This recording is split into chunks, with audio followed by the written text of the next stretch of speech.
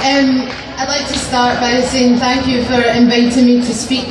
It is an absolute privilege to be able to speak from the Radical Independence Campaign, especially here in George Square in Glasgow. And I'm looking out and I can see banners from Aberdeen, from Fife, from Dundee, from the Highlands, and I am so proud that we are standing here together today.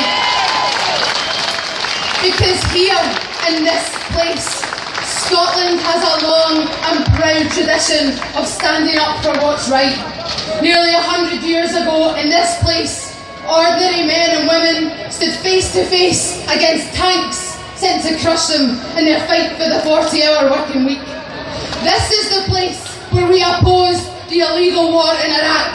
This is the place where we gave the keys of our city to Nelson Mandela. In this place, ordinary men and women have changed history. And so we're standing here again today to say that we will not, for 1 second, let this Tory government crush our proud tradition of resistance.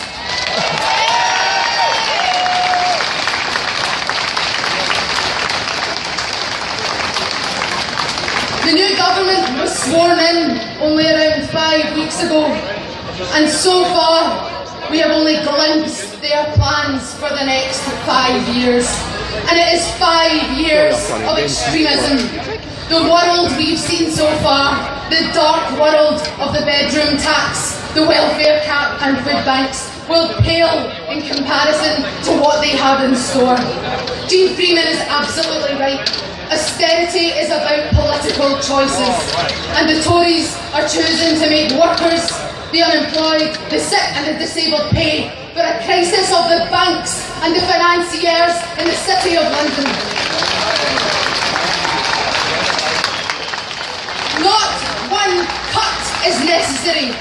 Austerity is about political priorities, and there can be no doubt that this government's priority is to finish Thatcher's project.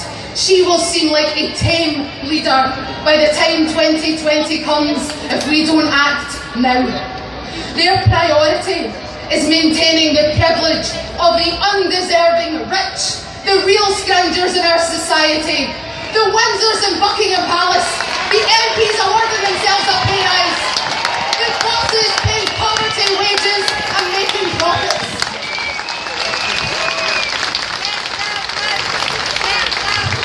We are here today because our priority is for the well-being of the people, the well-being of the millions and not the millionaires.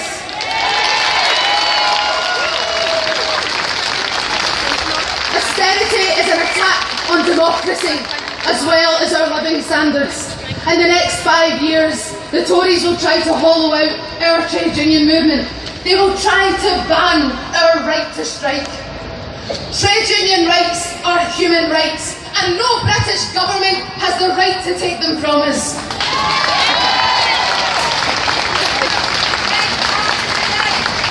Trade union rights are our inheritance from generations of ordinary people who risked poverty and prison to defend what is rightfully ours.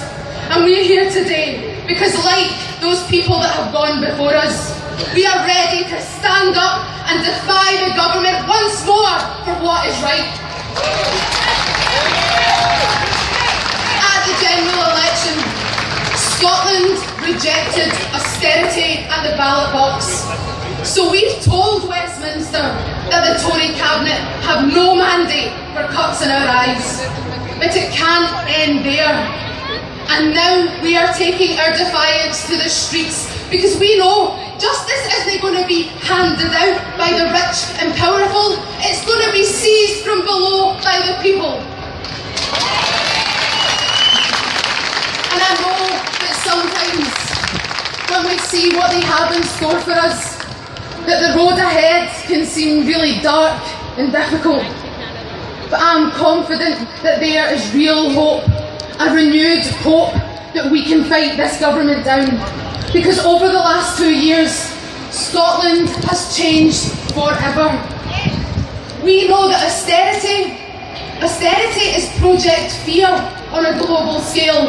And over the last 2 years, we've become used to countering the politics of fear. In England today, there are hundreds and thousands of people rejecting those same politics too. And all across Europe as well, people are challenging those who think they have the ability to implement austerity without resistance. In Greece, citizens are standing up to a political and economic system which has torn apart the very fabric of their society. Against the IMF, the United States, the European elites, against all global power. The people in Athens just now are refusing to lie down and submit to slavery.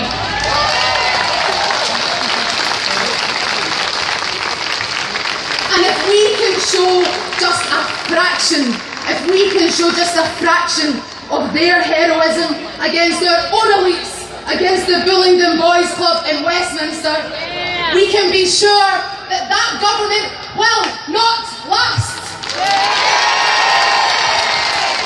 Because the truth is, the real truth is that no matter how much money they have, no matter how much they own and control, we have something they will never have. Because the balance of power always rests with the people when we stand together. And I'll finish on this because today marks the start of a renewed challenge against the politics of fear. We are saying today that we will not stand by and watch yet another Tory government destroy another generation.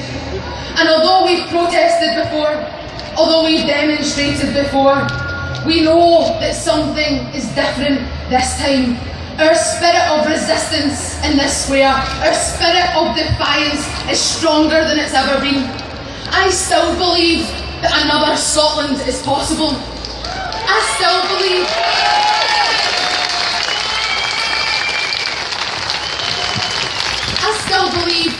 that another world is possible, and I am absolutely confident that it will be us, the people standing here today, like we have many, many times before, who will deliver that new world.